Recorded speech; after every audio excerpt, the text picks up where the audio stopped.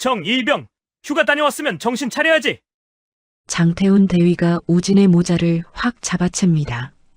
순간 봉합 자국, 찢어진 이마, 붉은 피가 뚝뚝 흘러내립니다. 이래서 내가 안 되는 거야. 그때 검은 세단이 정문에 멈춰 섰어요. 코트 입은 여성이 내립니다.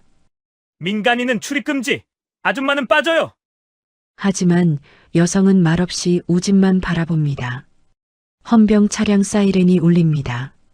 감찰 뜬 거야? 장대위 얼굴이 하얗게 질리죠. 여성이 대령 계급장 정모를 꺼냅니다. 과연 이 여성은 누구일까요? 좋아요와 구독 버튼 꼭 눌러주세요. 이제 이야기를 시작하겠습니다. 새벽 4시였습니다. 정비창 뒤편 배수구에서 썩은 냄새가 피어올랐어요. 얼음장 같은 빗물이 고인 콘크리트 바닥 위로 한 병사가 무릎을 꿇고 앉아 있었죠. 정우진 일병. 22살 명문대 기계공학과를 졸업하고 입대한 우수한 정비병이었습니다. 하지만 지금 그의 손은 맨손으로 오물을 퍼내고 있었어요. 정일병, 일 잘한다며? 뒤에서 들려온 목소리였습니다. 장태훈 대위, 36, 지방전문대 출신 학사장교로 부임한 지 사흘째였죠. 정비 전문성은 형편없었지만 계급만은 확실했어요. 배수구가 막혔다고 보고받았어. 내 실력 한번 볼까? 장태훈의 목소리엔 비웃음이 섞여 있었습니다. 우진은 고개를 숙인 채 대답했어요. 예, 대위님. 축축하게 젖은 군화. 감각이 사라져가는 손가락. 우진의 손끝에서 피가 배어나오기 시작했어요. 차가운 물과 섞여 연분홍빛으로 흘러내렸죠. 장태훈은 그걸 보면서도 눈 하나 깜짝하지 않았습니다.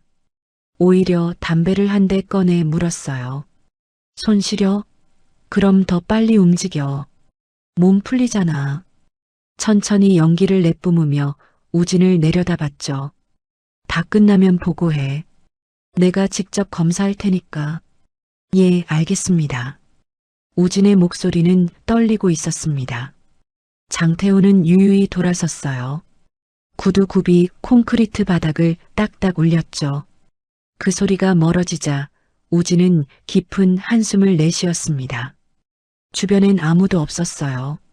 새벽 어둠과 빗소리만이 그를 지켜보고 있었죠. 우진은 다시 손을 배수구에 넣었습니다. 차가운 물이 상처를 파고들었어요. 찌릿한 통증이 팔을 타고 올라왔죠. 하지만 멈출 수 없었습니다. 장태훈이 다시 올 거라는 걸 알았으니까요. 그렇게 2시간이 흘렀습니다. 배수구는 깨끗해졌어요. 하지만 우진의 손은 피범벅이 되어 있었죠. 이게 시작이었습니다. 장태훈의 비뚤어진 시험이었고 지옥 같은 나날의 첫 페이지였어요. 사흘 후 오전 10시였습니다. 정비창 작업장에 긴장감이 감돌았어요. 육군본부에서 파견 나온 감독관들이 장비 점검을 하고 있었거든요. 장태훈은 초조했습니다. 부임 첫 달 좋은 평가를 받아야 했으니까요. 정일병, K200 장갑차 최종 점검 끝났어? 예, 대위님. 우진은 점검표를 들고 다가왔어요. 하지만 그의 표정은 어두웠죠. 그런데 대위님, 이 장갑차는 출고 불가합니다. 순간 장태훈의 얼굴이 굳었습니다. 뭐라고? 변속기 오일 누유가 심각합니다. 규정상 즉시 수리 들어가야. 야, 지금 농담하냐? 장태훈의 목소리가 높아졌어요. 김병철 중대장을 비롯한 상급자 3명이 바로 옆에서 지켜보고 있었습니다. 우진은 규정집을 펼쳐 보였어요. 여기 명시되어 있습니다. 오일 누유 발생 시 출고 금지. 닥쳐. 장태훈이 규정집을 탁 쳤습니다. 책이 바닥에 떨어졌죠. 내가 뭔데 나한테 규정을 가르쳐? 김병철 중대장이 끼어들었어요. 장대위, 일병 말이 맞는 것 같은데. 그 순간이었습니다. 장태훈의 눈등이 파르르 떨렸어요. 명문대 출신 우진, 전문대 출신 자신, 상급자들 앞에서 자신의 무식함이 폭로되는 순간이었죠. 중대장님, 제가 직접 확인했습니다. 문제 없습니다. 하지만 장대위, 제 책임입니다. 장태훈의 목소리가 떨렸어요. 분노가 아니라 수치심이었죠. 김병철이 한숨을 쉬며 물러섰습니다. 알았어. 내 책임이면 내가 알아서 해. 상급자들이 자리를 떠났어요. 정비창엔 우진과 장태훈, 그리고 몇몇 병사들만 남았죠. 장태훈은 천천히 우진에게 다가왔습니다. 정일병, 예. 너 지금 나 무시한 거지? 아닙니다. 상급자 앞에서 나 망신 주려고 작정했지? 우진은 고개를 저었어요. 규정을 지키려고. 규정? 내가 규정이야? 장태훈이 우진의 가슴을 툭 찔렀습니다. 명문대 나왔다고 잘난 척하는 거야? 그런 게 아닙니다. 그럼 뭔데? 내가 나보다 똑똑하다고 생각하는 거야? 장태훈의 목소리엔 비뚤어진 열등감이 묻어났어요. 주변 병사들이 숨을 죽였죠. 대위님, 저는 그저... 입 닥쳐. 장태훈이 우진의 어깨를 움켜잡았습니다. 정일병, 너 오늘부터 특별관리 들어간다. 예. 기어오르는 놈은 확실하게 눌러줘야 돼. 장태훈의 눈빛이 차갑게 식었어요. 오늘 밤부터 연등 정비 내가 도맡아. 알겠어? 대위님, 그건 명령이야. 우진은 입을 다물었습니다. 장태훈은 만족스럽게 고개를 끄덕이며 돌아섰어요. 그날부터였습니다. 장태훈의 괴롭힘이 시작된 건요. 명문대 출신이라는 것, 규정을 지키려 했다는 것, 그게 우진의 죄가 되어버렸죠. 바닥에 떨어진 규정집을 우진이 집어들었습니다. 손이 떨렸어요. 이게 시작이라는 걸 우진은 아직 몰랐습니다. 그날 점심시간이었습니다. 식당엔 전 부대원 100여 명이 모여 있었어요. 병사들이 삼삼오오 모여 밥을 먹고 있었죠. 우진도 구석자리에 앉아 조용히 식사를 하고 있었습니다. 그때였어요. 정일병, 장태훈의 목소리가 식당 안을 울렸습니다. 100여 명의 시선이 일제히 우진에게 쏠렸어요. 우진은 숟가락을 내려놓고 일어섰죠. 예, 대위님. 장태훈이 성큼성큼 걸어왔습니다. 그의 손엔 군용 수첩이 들려 있었어요. 이리 와봐. 우진이 다가가자 장태훈은 그의 전투복 깃을 잡아당겼습니다. 이게 뭐야? 예. 단추 하나 안 채웠네. 군인이 복장 불량이면 어떻게 해? 우진은 당황했어요. 아침에 분명히 확인했거든요. 하지만 장태훈의 손가락이 가리키는 곳엔 정말 단추가 풀려 있었습니다. 죄송합니다. 죄송하다고? 장태훈의 목소리가 점점 커졌어요. 식당 앞 모든 사람이 듣도록 의도한 거였죠. 정일병, 너 요새 기강이 완전히 풀렸어. 아닙니다. 아니긴 뭐가 아니야. 상관 지시는 무시하지. 복장은 개판이지. 우진은 고개를 숙였습니다. 얼굴이 빨개졌어요. 100여 명의 시선이 창피함으로 바뀌었죠. 장태훈은 거기서 멈추지 않았습니다. 다들 들어. 그가 식당 안을 둘러봤어요. 정일병 같은 놈 조심해야 돼. 명문대 나왔다고 잘난 척하는 기어오르는 놈들. 병사들은 아무 말도 하지 못했습니다. 장태훈은 계속해서 우진을 깎아내렸어요. 일도 대충대충, 태도도 건방져.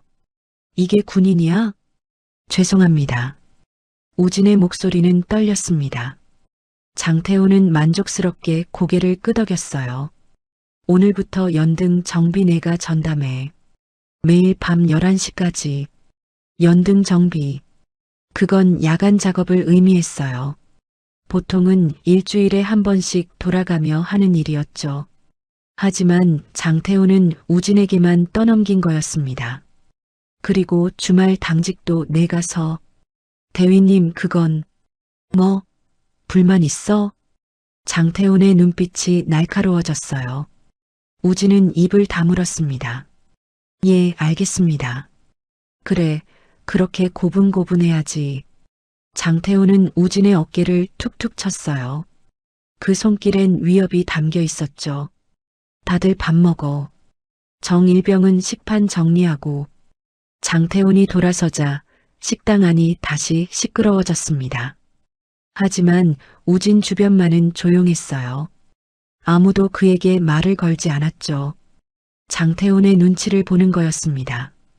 우진은 혼자 남은 밥을 치웠어요. 목이 메어서 넘어가지 않았거든요. 옆자리에 앉았던 박상병이 조심스럽게 다가왔습니다. 우진아, 미안. 나도 어쩔 수가. 박상병은 말을 잇지 못했어요. 우진은 고개를 저었죠. 괜찮아. 내 잘못 아니야. 하지만 괜찮지 않았습니다. 점심시간이 끝나고 우진은 홀로 식판을 정리했어요. 다른 병사들은 휴식 시간을 가졌지만 우진에게 그런 게 없었죠. 장태훈이 또 다른 작업을 지시했거든요. 정일병, 창고 정리해. 점호 전까지 끝내. 불가능한 명령이었습니다. 몇 년 동안 손도 안 댄 창고를 오후 안에 정리하라니요. 하지만 거부할 수 없었어요. 우진은 알았습니다. 이건 훈육이 아니라는 걸요. 체계적이고 계획적인 고립이었죠. 그렇게 우진은 거대한 정비창 안에서 점점 더 작아지고 있었습니다. 섬처럼 고립된 채로요. 일주일이 흘렀습니다. 우진의 얼굴엔 다크서클이 짙게 내려앉았어요. 매일 밤 11시까지 연등 정비를 하고 주말엔 당직을 섰죠. 잠이 부족했습니다. 하지만 더 큰 문제는 따로 있었어요. 잠들만 하면 들려오는 호출 소리였죠. 정일병, 일어나. 새벽 2시였습니다. 우진은 깜짝 놀라 벌떡 일어났어요. 장태훈이 생활관 문을 박차고 들어와 있었죠. 예. 이번 차량 시동 걸리나 확인해봐. 지금요? 그래, 지금. 문제 있어? 우진은 전투복을 주섬주섬 입었습니다. 다른 병사들은 잠든 척했어요. 모두 장태훈이 무서웠거든요. 밤 공기가 차가웠습니다. 우진은 정비창으로 달려가 차량 시동을 걸었어요. 부르릉.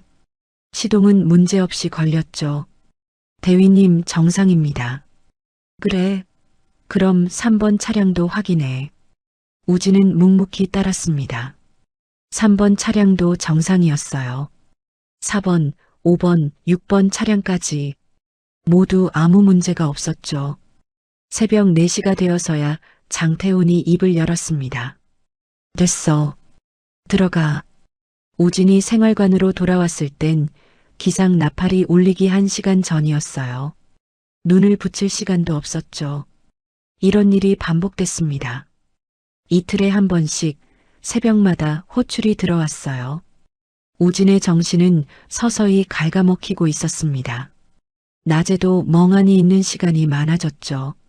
정일병, 왜 그래? 피곤해? 장태훈이 비웃듯 물었어요. 아닙니다. 그래. 그럼 오늘도 밤에 차량 점검 부탁할게. 예, 알겠습니다. 우진의 목소리엔 힘이 없었습니다. 동료들과의 대화도 끊겼어요. 점심시간에 박상병이 말을 걸어도 우진은 제대로 대답하지 못했죠. 우진아, 괜찮아? 응, 괜찮아. 하지만 괜찮지 않았습니다. 잠과 휴식을 빼앗긴 우진은 점점 무너지고 있었어요. 장태훈은 그걸 지켜보며 만족스러워했죠. 정일병, 오늘 저녁엔 엔진오일 전부 교체해. 예. 혼자서? 예, 알겠습니다. 우진은 거대한 정비창에 홀로 던져진 섬이 되어갔습니다. 아무도 그를 도와주지 않았어요. 장태훈의 눈치 때문이었죠. 밤이 깊어갈수록 우진의 눈빛은 점점 흐려졌습니다. 보름이 지난 어느 날 오후였습니다. 정비창엔 화생방 훈련 공지가 붙었어요. 전 부대원이 방독면을 착용하고 모의 훈련을 하는 날이었죠. 우진은 방독면을 챙겨 훈련장으로 향했습니다. 머리가 지끈거렸어요. 며칠째 제대로 못 잔 탓이었죠. 전원 방독면 착용, 구령이 떨어졌습니다. 우진은 방독면을 썼어요. 고무 냄새가 코를 찔렀죠. 정화통을 단단히 조였습니다. 훈련이 시작됐어요. 연막탄이 터지고 병사들이 일렬로 기어가기 시작했죠. 그때였습니다. 정일병 잠깐. 장태훈의 목소리였어요. 우진이 돌아보자 장태훈이 다가왔습니다. 주변엔 연막이 자욱했죠. 다른 병사들은 보이지 않았어요. 정화통 제대로 안 찼네? 장태훈이 우진의 방독면을 만졌습니다. 아닙니다. 확인했음님. 그 순간이었어요. 장태훈이 정화통을 힘껏 비틀었습니다. 쇠붙이 나는 소리와 함께 정화통이 빠져나갔죠. 으윽! 우진의 입에서 신음이 새어나왔어요. 산소가 차단됐습니다. 고무 마스크 안으로 공기가 들어오지 않았어요. 폐가 비명을 지르기 시작했죠. 우진은 본능적으로 방독면을 벗으려 했습니다. 하지만 장태훈이 그의 손목을 잡았어요. 훈련 중엔 벗으면 안 되지. 장태훈의 목소리는 차갑게 가라앉아 있었습니다. 우진의 시야가 흐려지기 시작했어요. 가슴이 조여왔죠. 숨을 쉴 수가 없었습니다. 네, 님. 우진이 비틀거렸어요. 장태훈은 그런 우진을 지켜봤죠. 몇 초가 지났을까요? 우진의 무릎이 꺾였습니다. 그때 장태훈이 우진을 밀쳤어요. 툭! 강하지 않은 힘이었지만 비틀거리던 우진에겐 충분했습니다. 우진의 몸이 뒤로 넘어갔어요. 쾅! 둔탁한 금속 충돌음이 울렸습니다. 우진의 이마가 리프트 쇠모서리에 강하게 부딪힌 거였죠. 방독면 안으로 따뜻한 액체가 흘러내렸어요. 피었습니다. 우진은 바닥에 쓰러진 채 방독면을 벗어냈습니다. 거친 숨소리가 터져나왔죠. 장태훈이 천천히 다가왔어요. 그는 우진의 멱살을 잡고 일으켰습니다. 우진의 이마에서 피가 흘러내렸죠. 잘 들어, 정일병. 장태훈이 우진의 귓가에 속삭였습니다. 넌 계단에서 넘어진 거야. 알겠어? 방독면 착용하고 훈련하다가 발 헛디뎌서 계단에서 굴러떨어졌어. 그렇게 말해. 우진의 눈동자가 공포로 떨렸어요. 대답 안 해? 장태훈의 손에 힘이 들어갔습니다. 예. 크게. 예. 알겠습니다. 우진의 목소리는 떨리고 있었죠. 장태훈은 만족스럽게 고개를 끄덕이며 우진을 놓았습니다. 의무실 가서 치료받아. 그리고 기억해. 계단에서 넘어진 거야. 우진은 비틀거리며 일어났어요. 방독면 안은 피로 범벅이 되어 있었죠. 의무실이었습니다. 우진은 진료대에 앉아 있었어요. 이마에서 계속 피가 흘러내렸죠. 군의관 이재훈 대위가 상처를 살폈습니다.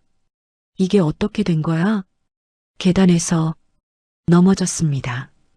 우진의 목소리는 떨렸어요. 이재훈은 고개를 갸웃했죠.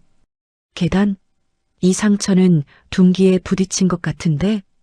방독면 쓰고 훈련하다가 발을 헛디뎌서요. 우진은 눈을 피했습니다. 이재훈의 시선이 날카로워졌어요. 정일병, 나 좀 봐. 우진이 고개를 들었죠. 이재훈은 우진의 눈을 들여다봤습니다. 공포에 질린 눈동자였어요. 진짜 계단에서 넘어진 거 맞아? 예. 정말? 이재훈이 다시 물었습니다. 우진의 입술이 파르르 떨렸어요. 말하고 싶었습니다. 장태훈이 정화통을 빼냈다고, 산소를 차단했다고, 밀쳐서 부딪혔다고요. 하지만 입이 떨어지지 않았어요. 장태훈의 차가운 목소리가 귓가에 맴돌았죠. 넌 계단에서 넘어진 거야. 알겠어? 정일병? 이재훈이 재차 물었습니다. 우진은 고개를 끄덕였어요. 예. 계단에서 넘어졌습니다. 거짓말이었습니다. 피로 쓴 거짓말이었죠. 이재훈은 한숨을 쉬었어요. 알았어. 소독하고 봉합할게. 소독약이 상처에 스며들었습니다. 따끔거렸지만 우진은 신음 하나 내지 않았어요. 이미 마음이 더 아팠거든요. 이재훈이 바늘로 상처를 꿰매기 시작했습니다. 5 바늘 정도 필요해. 참아. 바늘이 살을 뚫고 들어갔어요. 실이 피부를 당겼죠. 우진은 눈을 질끈 감았습니다. 눈물이 날 것 같았지만 참았어요. 울면 안 된다고 생각했거든요. 다 됐어. 이재훈이 마지막 매듭을 지었습니다. 거즈로 상처를 감싸고 반창고를 붙였죠. 일주일 후에 실밥 뽑으러 와. 그리고 이재훈이 말을 멈췄어요. 우진을 빤히 쳐다봤죠. 힘든 일 있으면 말해. 알았지? 예. 하지만 우진은 말하지 않을 거였습니다. 말해봤자 소용없다는 걸 알았거든요. 장태호는 대위였고 자신은 일병이었으니까요. 진료 기록이 작성됐습니다. 낙상으로 인한 두부 열상, 오침 봉합, 차가운 2 글자, 낙상이 새겨졌어요. 진실은 묻혔죠. 우진은 의무실을 나왔습니다.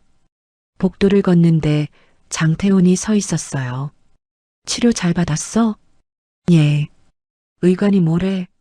낙상이라고 기록했습니다. 장태훈의 입꼬리가 올라갔습니다. 잘했어, 정일병. 역시 똑똑하네. 그는 우진의 어깨를 툭툭 쳤어요. 이마 다쳤는데 푹 쉬어야지. 오늘 밤은 연등 정비 쉬어도 돼. 감사합니다. 대신 내일은 2배로 해야겠지? 예, 알겠습니다. 우진의 목소리는 기계처럼 나왔습니다. 장태훈이 유유히 사라졌어요. 우진은 그 자리에 멈춰섰죠. 이마의 상처보다 가슴의 상처가 더 아팠습니다. 진실을 말하지 못한 자신이 비겁하게 느껴졌어요. 하지만 어쩔 수 없었죠. 이게 군대였고 이게 계급이었으니까요. 사흘 후였습니다. 우진에게 사흘간의 휴가가 나왔어요. 집으로 돌아가는 버스 안 우진은 창밖만 바라봤죠. 이마의 상처는 아직 아물지 않았습니다. 붉게 부어오른 봉합 자국 위로 거즈가 붙어 있었어요. 모자를 깊게 눌렀었죠. 집 앞에 도착했을 때 현관문이 벌컥 열렸습니다. 우진아. 어머니였어요. 어머니. 우진은 억지로 웃음을 지었죠. 많이 컸네, 우리 아들. 들어와. 거실엔 누나 서연이 앉아 있었습니다. 31살 육군본부 수석감찰관 정서연 대령이었죠. 하지만 지금은 민간인 옷을 입고 있었어요. 우진아 왔어?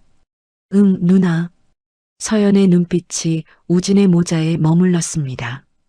한여름인데 모자를 쓰고 있었거든요. 더운데 모자는 왜 써? 아, 그냥. 습관이야. 우진은 모자를 고쳐 썼어요. 저녁 식사 시간이었습니다. 어머니가 정성껏 차린 밥상이 놓였죠. 많이 먹어, 우진아. 부대에서 고생했을 텐데. 응. 우진은 숟가락을 들었습니다. 하지만 손이 떨렸어요. 찰그랑. 숟가락이 그릇에 부딪혔죠. 서연이 그 소리를 놓치지 않았습니다. 눈빛이 날카로워졌어요. 우진아, 손 왜 그래? 아니야, 아무것도. 떨리잖아. 서연의 목소리가 낮아졌습니다. 어머니도 걱정스러운 눈으로 우진을 봤어요. 우진아, 어디 아픈 거 아니야? 아니야, 괜찮아. 우진은 필사적으로 웃으려 했습니다. 하지만 입꼬리가 떨렸죠. 밥을 먹는 내내 서연의 시선이 우진을 따라다녔어요. 모자를 벗지 않는 동생, 떨리는 손, 억지로 짓는 웃음. 뭔가 잘못됐다는 걸 서연은 직감했습니다. 식사가 끝나고 어머니가 설거지를 하러 갔어요. 거실엔 남매만 남았죠. 우진아, 나 좀 봐. 서연이 우진 앞에 앉았습니다. 우진은 눈을 피했어요. 부대에서 무슨 일 있었어? 아니, 아무 일도. 거짓말하지 마. 서연의 목소리는 단호했습니다. 누나한테까지 거짓말할 거야? 우진의 입술이 파르르 떨렸어요. 정말 아무 일도 없어. 그럼 모자 벗어봐. 서연의 눈빛이 차갑게 가라앉았습니다. 우진은 고개를 저었어요. 싫어. 왜?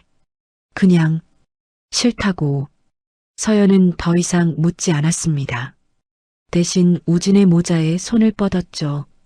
우진이 손으로 막으려 했지만 서연이 더 빨랐어요. 모자가 벗겨졌습니다. 그 순간 서연의 얼굴이 굳었어요. 이마에 붙어있는 피 묻은 거즈. 그 아래로 삐져나온 봉합 자국이 붉게 부어올라 있었죠. 이게 뭐야? 서연의 목소리가 떨렸습니다. 우진은 고개를 숙였어요. 계단에서 넘어져서 거짓말. 서연이 우진의 턱을 들어 올렸습니다. 눈을 마주쳤죠. 이게 계단에서 넘어진 상처야? 응.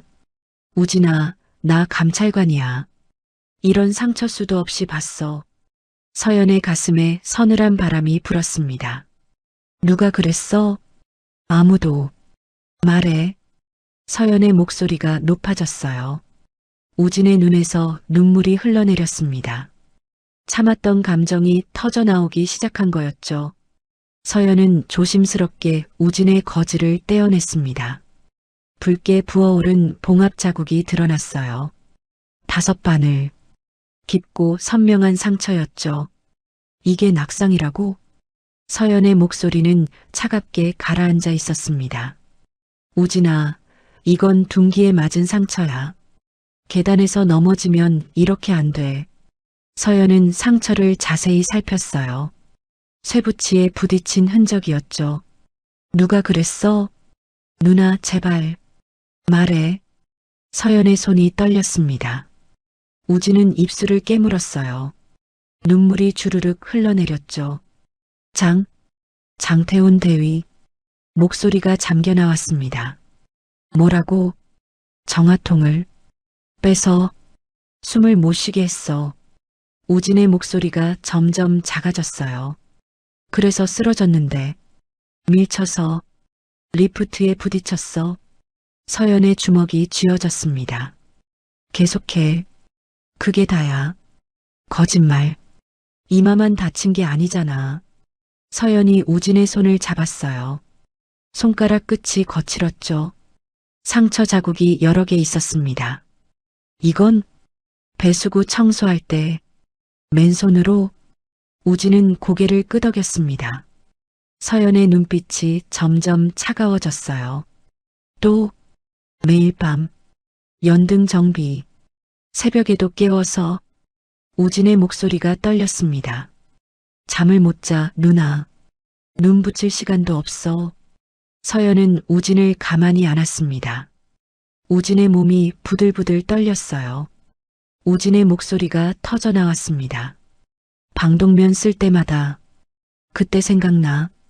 산소 차단되고 죽을 것 같았어. 서연의 품에서 우진은 짐승처럼 울었어요. 억눌렀던 공포가 쏟아져 나왔죠. 누나, 나 못 견디겠어. 알았어, 우진아. 서연의 목소리는 평온했습니다. 하지만 그녀의 눈빛은 얼음보다 차가웠어요. 이제 괜찮아. 누나가 다 해결할게. 하지만 계급이. 계급? 누나 계급이 뭔지 알지? 서연이 우진의 어깨를 꽉 잡았습니다. 육군본부 수석감찰관 대령이야. 내 상관도 장태훈도 다 내 관할이야. 우진은 눈물 범벅이 된 얼굴로 누나를 봤어요. 정말 괜찮을까? 괜찮은 정도가 아니야. 서연은 울지 않았습니다. 대신 서늘한 눈빛으로 휴대폰을 꺼냈죠. 장태훈이라는 놈, 이제 끝이야. 다음 날 새벽이었습니다. 서연은 잠들지 않았어요. 거실 탁자 위엔 노트북과 서류들이 펼쳐져 있었죠. 우진은 방에서 잠들어 있었습니다. 서연은 서늘한 눈빛으로 화면을 응시했어요. 육군본부 감찰 시스템에 접속했죠. 장태훈. 그녀의 손가락이 키보드를 두드렸습니다. 장태훈의 인사 기록이 떴어요. 학사장교 출신, 정비창 부임석 달제. 특이사항은 없었죠. 하지만 서연은 거기서 멈추지 않았습니다. 부대 장비 관리 대장을 열었어요. 부품 교체 내역, 출고 기록, 폐기 처분 문서들. 서연의 눈빛이 점점 날카로워졌습니다. 이상해. 신형 부품 교체 빈도가 비정상적으로 높았어요. 특히 장태훈이 부임한 이후로요. 서연은 휴대폰을 들었습니다. 6본 감찰팀 김준혁 중령에게 전화를 걸었죠. 김중령 나야. 대령님, 새벽인데 무슨 일이십니까? 긴급 내사 착수해. 대상은 제31정비창 장태훈 대위. 무슨 혐의입니까? 가혹행위 및 군수비리 의혹. 서연의 목소리는 차갑게 가라앉아 있었습니다. 모든 부품 출고 기록 확보하고 민간 유통 경로 추적해. 조용히. 알겠습니다. 전화를 끊고 서연은 다시 화면을 들여다봤어요. 부품 폐기 목록과 교체 목록을 대조했죠. 시간이 흐를수록 서연의 얼굴이 굳어갔습니다. 폐기 처리된 부품들. 하지만 실제론 멀쩡한 것들이었어요. 우진이 반려했던 바로 그 부품들이었죠. 이 새끼가. 서연의 주먹이 쥐어졌습니다. 장태훈은 신형 부품을 빼돌려 민간에 팔고 그 자리를 폐급 중고로 채워 넣고 있었던 거예요. 우진이 규정을 들먹이며 반대했을 때 장태훈이 그토록 분노한 이유가 드러났죠. 범죄가 들킬 뻔했으니까요. 그래서 우진을 괴롭힌 거였습니다. 입을 막기 위해서요. 며칠 후 김준혁 중령에게서 보고가 왔습니다. 대령님 확보했습니다. 뭐가? 장태훈 명의 차명 계좌 3개. 지난 석 달간 입금 내역이 3천만 원 넘습니다. 부품 유통 경로는 민간 정비업체 2곳과 결탁했습니다. 군용 부품을 헐값에 넘기고 리베이트 받는 구조입니다. 서연의 눈빛이 얼음처럼 식었어요. 증거 확보 완료? 예. 계좌 내역, 통화 녹취, 거래업체 진술까지 확보했습니다. 좋아. 서연은 지휘관 가방을 챙기기 시작했습니다. 정복을 꺼내 입었어요. 대령 계급장이 어깨에서 빛났죠. 육군본부 수석감찰관 표식을 가슴에 달았습니다.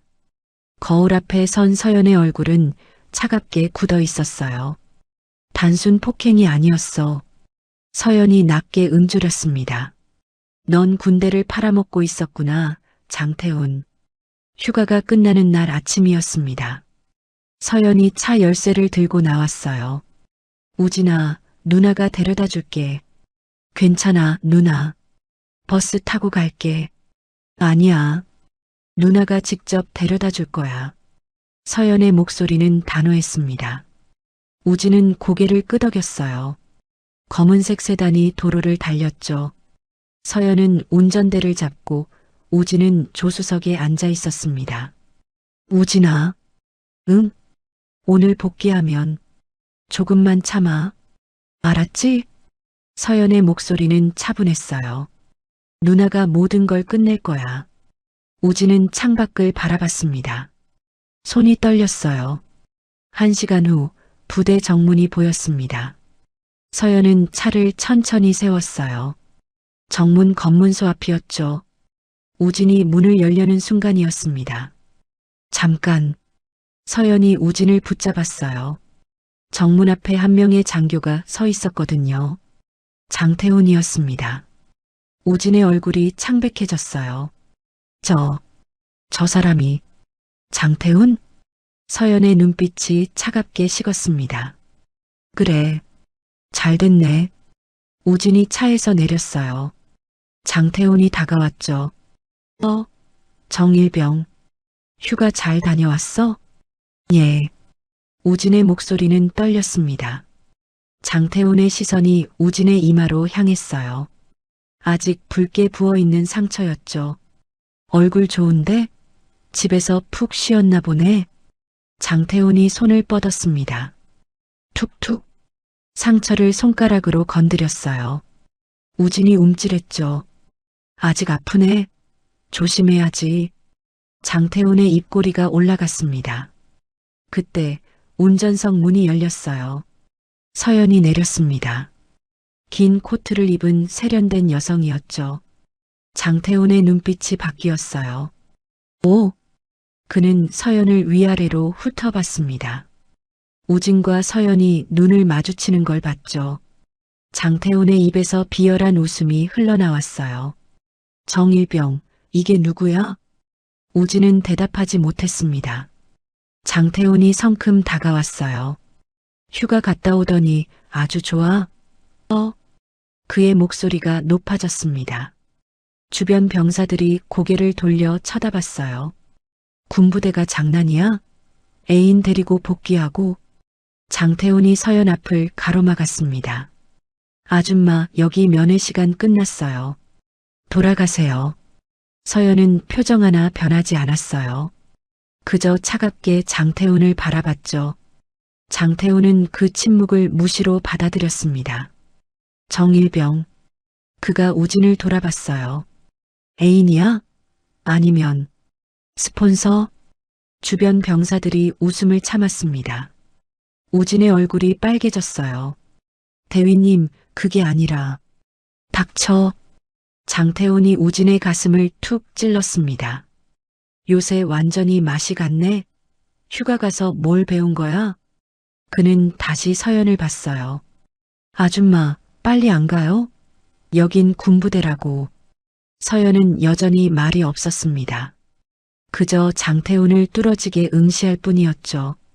그 서늘한 시선에 장태훈이 잠깐 주춤했어요. 하지만 곧 오만함을 되찾았습니다. 뭐야? 말 안 통해? 장태훈이 서연의 어깨에 손을 대려는 순간이었습니다. 검은색 승합차 한 대가 정문 앞에 멈춰 섰습니다. 장태훈이 고개를 돌렸어요. 차 문이 열렸죠. 헌병 복장의 군인 6명이 일제히 내렸습니다. 완전 무장이었어요. 뭐야, 저건? 장태훈이 눈살을 찌푸렸습니다. 헌병들이 일렬로 서연 뒤에 섰어요. 마치 호위하듯이요. 분위기가 심상치 않았죠. 주변 병사들이 숨을 죽였습니다. 장태훈은 여전히 서연의 어깨에 손을 뻗고 있었어요. 아줌마 안 꺼져? 민간인은 당장 꺼지라. 그 순간이었습니다. 서연이 천천히 코트 안으로 손을 넣었어요. 뭔가를 꺼냈죠.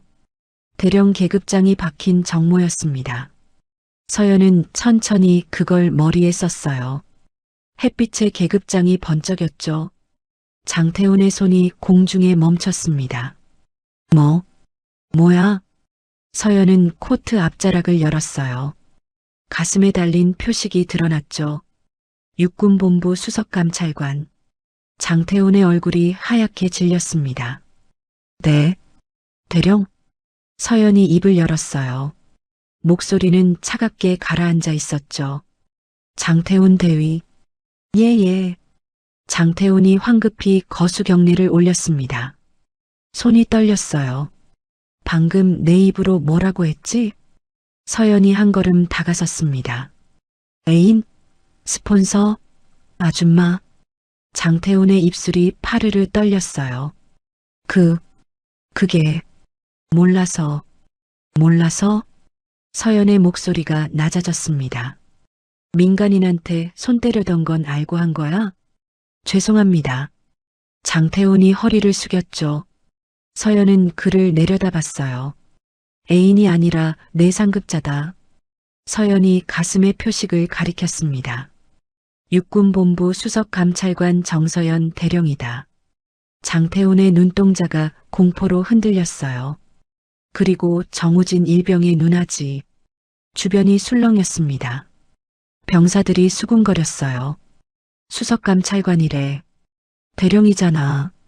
장태훈의 얼굴에서 핏기가 빠졌습니다. 네. 대령님, 저는 입 다물어. 서연의 한마디에 장태훈이 입을 닫았어요. 서연은 뒤를 돌아봤죠. 현행범 체포해. 헌병들이 일제히 움직였습니다. 장태훈을 에워쌌어요. 잠깐, 뭐 하는 거예요? 장태훈이 소리쳤습니다. 제가 뭘 잘못했다고. 가혹행위, 폭행, 협박. 서연이 차갑게 말했어요. 서연은 코트 안에서 서류 봉투를 꺼냈습니다. 장태훈 앞에 던졌죠. 서류들이 바닥에 흩어졌어요. 부품 거래 내역서, 계좌 사본, 통화 녹취록. 장태훈의 눈이 커졌습니다. 이게 군용물 절도 횡령, 뇌물수수.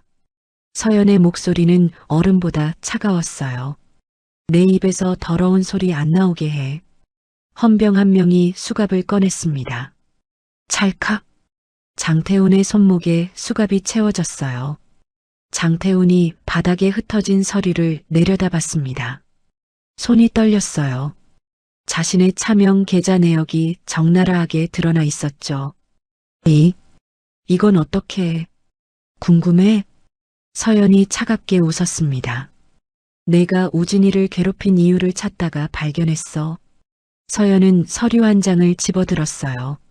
신형 엔진 부품 20개. 민간업체에 넘긴 대가로 1,500만 원. 또 다른 서류를 들었죠. 변속기 오일 80통. 리베이트 500만 원. 서연의 목소리가 점점 높아졌습니다. 정비용 공구 세트, 타이어, 배터리까지 석 달간 3,200만 원을 챙겼구나. 장태훈의 얼굴이 새하얗게 질렸어요. 대령님, 오해입니다. 저는 오해? 서연이 장태훈 앞으로 다가섰습니다. 거래업체 사장 진술서까지 다 있어. 통화 녹취록도 있고. 서연은 녹취록 한 장을 펼쳤어요. 이번 달 물량 확보됐습니다. 계좌로 넣어주십시오. 이게 내 목소리 아니야? 장태훈은 말문이 막혔습니다. 주변 병사들이 웅성거렸어요. 대위님이 부품을 팔았다고? 그래서 맨날 신품으로 교체하라고 했구나. 우리가 쓰는 장비가 다 중고였어? 병사들의 시선이 차갑게 변했죠. 서연은 계속해서 말했습니다. 우진이가 내 명령을 거부했을 때 넌 겁났던 거야. 우진이가 규정을 들먹이며 반대하니까 내 범죄가 들킬까봐 두려웠던 거지. 서연의 눈빛이 얼음처럼 차가웠어요. 그래서 우진이를 괴롭힌 거야. 입을 막으려고. 장태훈은 고개를 떨구었습니다. 방독면 정화통을 빼서 산소를 차단하고. 서연의 목소리가 떨렸어요. 내 동생을 리프트에 처박아서 머리를 다치게 하고.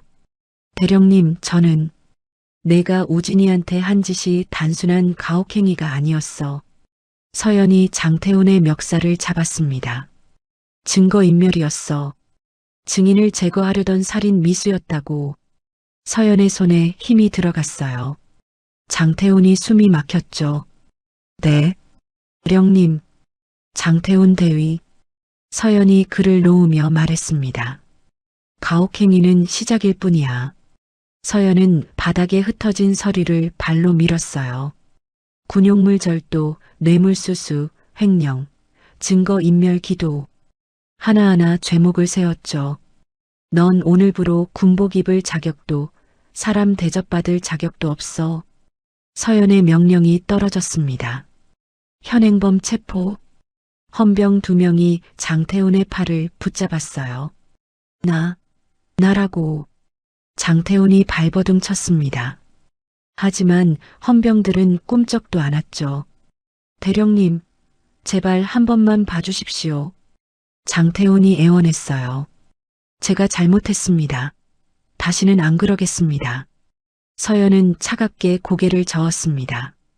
너한텐 기회가 없어. 헌병들이 장태훈을 승합차로 끌고 갔어요. 장태훈의 발이 땅을 질질 끌렸죠. 대령님, 제발. 장태훈의 목소리가 점점 멀어졌습니다. 승합차 문이 쾅 닫혔어요. 차가 출발했죠. 정문 앞은 조용해졌습니다. 서연은 천천히 우진에게 다가갔어요.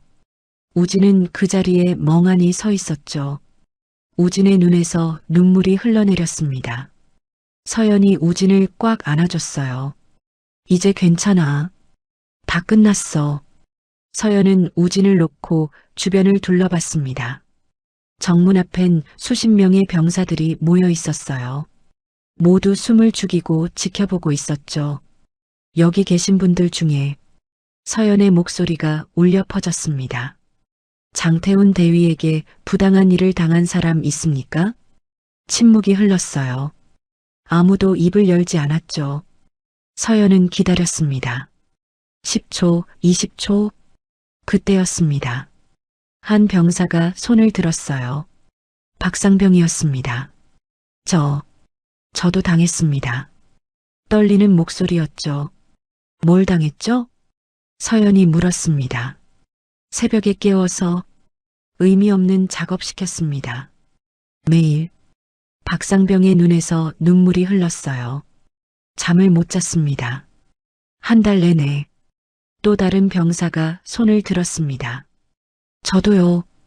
이병 계급장을 단 어린 병사였어요. 맨손으로 변기 청소시켰습니다. 솔 쓰지 말라고. 저는 기합을 받았습니다. 저는 군화로 하나둘씩 손이 올라갔습니다. 5명, 10명, 20명. 병사들이 입을 열기 시작했어요. 그동안 참았던 이야기들이 쏟아져 나왔죠. 대위님이 부품 빼돌리는 거 봤습니다. 한 상병이 소리쳤어요. 민간인이 트럭 가져갔습니다. 새벽에 저도 봤습니다. 중대장님도 아셨을 겁니다. 병사들의 목소리가 점점 커졌습니다. 서연은 그들의 이야기를 하나하나 들었어요. 헌병 한 명이 노트에 받아 적었죠. 김병철 중대장도요? 서연이 물었습니다.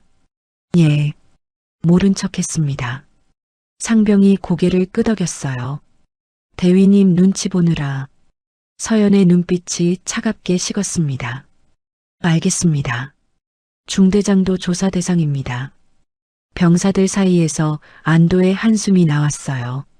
드디어 말할 수 있게 됐다는 안도감이었죠. 서연은 병사들을 천천히 둘러봤습니다. 여러분, 잘못한 건 여러분이 아닙니다. 서연의 목소리는 단호했어요. 계급을 악용한 자들이 잘못한 겁니다. 병사들이 고개를 끄덕였죠. 앞으로 이런 일 없도록 하겠습니다. 서연이 약속했습니다. 육군본부 감찰관으로서 약속합니다. 박상병이 우진에게 다가왔어요. 우진아, 미안해. 뭐가? 그동안 모른 척해서. 박상병의 목소리가 떨렸습니다. 우진은 고개를 저었어요. 아니야. 내 잘못 아니야. 두 사람이 서로 안았습니다. 다른 병사들도 하나둘 우진에게 다가왔어요. 미안해, 우진아. 힘들었지? 이제 괜찮을 거야. 헌병 차량은 군 교도소로 향하고 있었습니다. 뒷좌석에 장태훈이 수갑찬 채 앉아 있었어요. 그의 얼굴은 잿빛이었죠. 이럴 리가 없어. 이럴 리가. 장태훈이 중얼거렸습니다. 헌병 한 명이 차갑게 말했어요. 조용히 하십시오. 나 장태훈이야. 대위라고. 장태훈이 소리쳤습니다. 당장 풀어. 내가 무슨 짓을 했다고. 헌병은 대답하지 않았어요. 장태훈은 창밖을 바라봤습니다. 스쳐 지나가는 풍경들이 흐릿했죠. 머릿속으로 지난 석 달이 스쳐 지나갔어요. 부품을 빼돌리던 날들, 돈이 통장에 쌓이던 쾌감, 우진이를 짓밟으며 느꼈던 권력감, 모두 사라져버렸습니다. 제발, 한 번만 봐주십시오. 장태훈이 애원했어요. 하지만 아무도 대답하지 않았죠. 차는 계속 달렸습니다. 군 교도소 정문이 보였어요. 철문이 천천히 열렸죠. 차가 안으로 들어갔습니다. 쾅! 철문이 닫혔어요. 장태훈은 차에서 내렸습니다. 교도관들이 그를 에워쌌죠. 이쪽으로. 장태훈은 비틀거리며 걸었어요. 복도를 지나 독방 앞에 섰습니다. 철창 너머로 좁은 방이 보였죠. 들어가십시오. 장태훈은 천천히 안으로 들어갔습니다. 철창문이 쾅 닫혔어요. 자물쇠가 걸리는 소리가 울렸죠.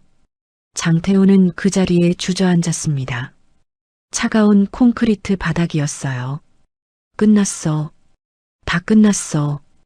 장태훈이 머리를 감싸쥐었습니다. 대위 계급장도 권력도 돈도 모두 사라졌죠.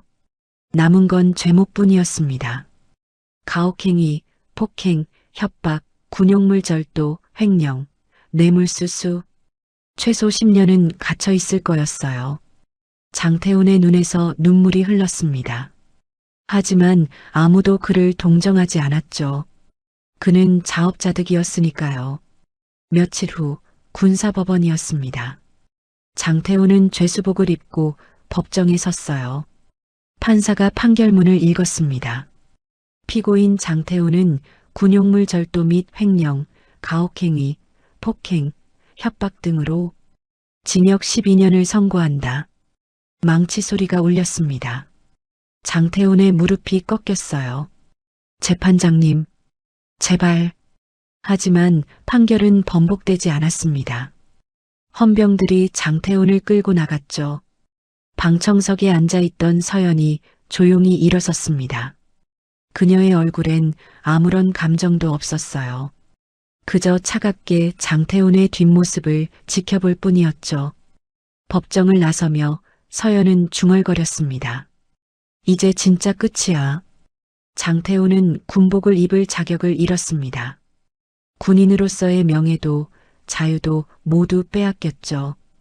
그의 기강이라는 변명은 굳게 닫힌 철창 너머로 사라졌습니다. 한 달이 지났습니다. 정비창은 많이 달라져 있었어요. 새로운 대위가 부임했고 김병철 중대장도 교체됐죠. 병사들의 얼굴에 웃음이 돌아왔습니다. 우진은 정비창 야외 작업장에 서 있었어요. 따뜻한 햇살이 내리쬐었죠. 이마의 흉터는 거의 아물었습니다. 우진아, 박상병이 달려왔어요. 점심시간이야. 같이 가자. 응.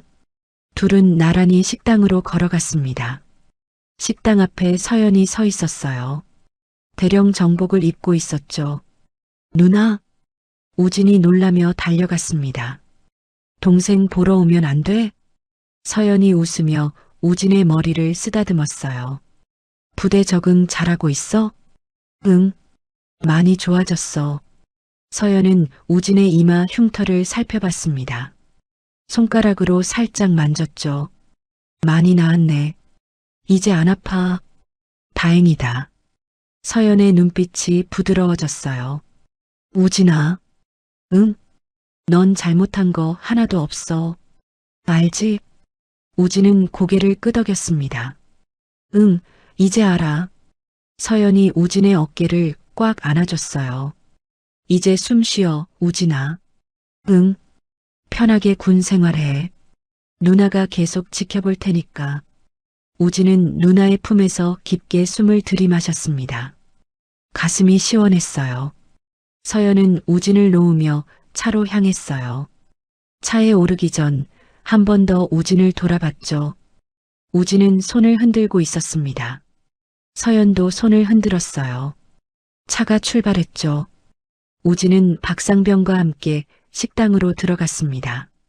점심을 먹고 오후 작업이 시작됐어요. 우진은 K-오일 트럭 엔진을 점검하고 있었죠. 새로운 대위가 다가왔습니다. 정일병, 수고해. 예, 대위님. 점검 끝나면 쉬어. 오늘 야간 작업 없어. 감사합니다. 우진은 환하게 웃었습니다. 작업을 마치고 우진은 정비창 밖으로 나왔어요. 저녁 해가 지고 있었죠. 하늘이 붉게 물들었습니다. 우진은 깊게 숨을 들이마셨어요. 공기가 달콤했습니다. 방독면 안에서 숨을 쉴 수 없었던 그날이 떠올랐어요. 죽을 것 같았던 그 순간. 하지만 이젠 괜찮았습니다. 우진은 가슴 가득 공기를 채웠어요. 그리고 천천히 내뱉었죠. 생애 가장 깊고 맑은 숨이었습니다. 이제 진짜 괜찮아. 우진이 중얼거렸습니다. 정비창 위로 석양이 내려앉았어요. 붉은 빛이 우진의 얼굴을 비췄죠. 이마의 흉터도 붉게 물들었습니다. 하지만 그건 더 이상 상처가 아니었어요. 이겨낸 증거였죠. 우진은 미소 지으며 돌아섰습니다. 내일도 모레도 계속될 일상으로요. 하지만 이젠 두렵지 않았어요. 누나가 있었고 동료들이 있었고 무엇보다 자신이 있었으니까요. 정비창의 붉은 눈물은 끝났습니다. 이제 새로운 숨이 시작되고 있었어요.